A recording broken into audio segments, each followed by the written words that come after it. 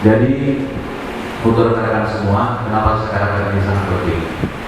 Kita pada kita belum tahu bagaimana sih pokok-pokok, bagaimana sih tanggungan dalam asal ini. Ya, rekan-rekan harus bisa mensosialisasikan nanti di kompinya masing-masing dari kita untuk bisa mendapatkan asuransi ini. Nah, kemudian kita asuransi yang udah dari BUMN, nah PT Asabri ini bagaimana sih?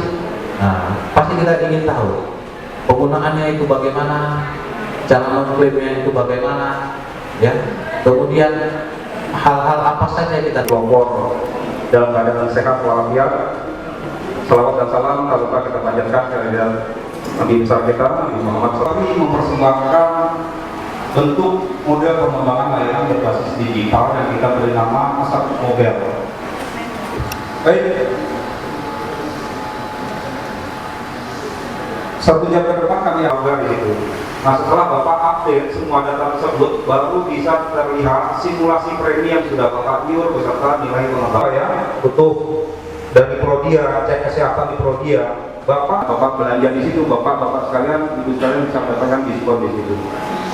Yang sangat enak, seperti itu. Mungkin Asabri ini akan sangat dirasakan kepada peserta kami, anggota TNI Polri yang domisilinya jauh-jauh, Pak. Mungkin Bapak dari risiko tinggi melekat di tugas pokok. Pelayanannya apakah lama? Oh siap, alhamdulillah tidak lama. Tidak lama Pak ya?